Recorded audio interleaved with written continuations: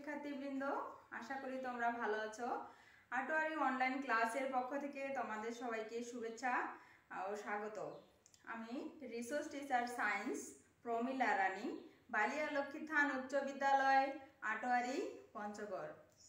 দেখো, তোমাদের নবম দশম শ্রেণীর মানবিক শাখার বিজ্ঞান বিষয় নিয়ে কিন্তু আমি আলোচনা করতেছি।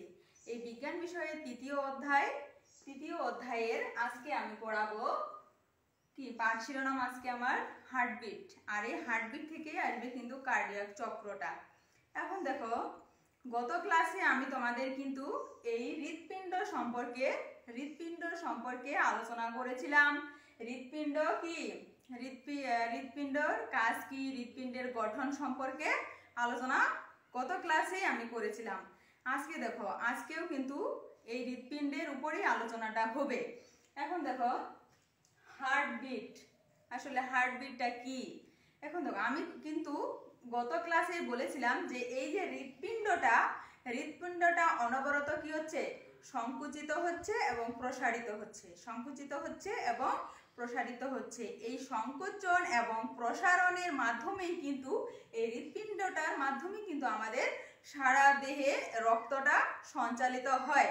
এখন দেখো, এই রক্তটা কিভাবে সঞ্চালিত হচ্ছে, এই যে এই হৃৎপিণ্ডের, আবার দেখো এই হৃৎপিণ্ডের সংকোচন এবং এই প্রসারণের ফলে যে একটা হৃদস্পন্দন সৃষ্টি হয়, এটাকেই বলবো আমরা হার্টবিট।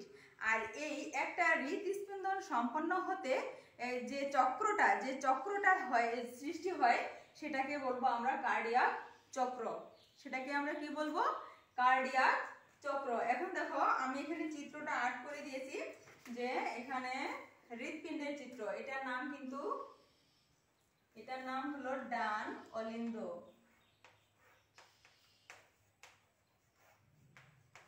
এটার নাম ডান অলিন্দ, আর এটা হলো কি তাহলে বাম অলিন্দ। এটার নাম বাম অলিন্দ।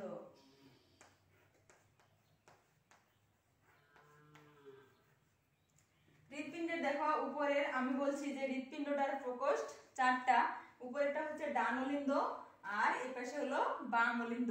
নিচের প্রকোষ্ঠ 2টা, এটার নাম হলো বাম নিলয়, এটার নাম হলো ডান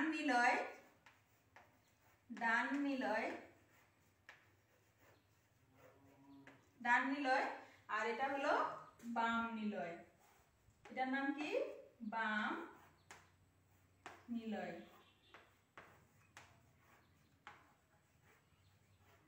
এখন দেখো, আমি বললাম যে হার্টবিট এই হৃৎপিণ্ডের সংকোচন এবং প্রসারণের ফলে অনবরত সংকুচিত এবং প্রসারিত হচ্ছে।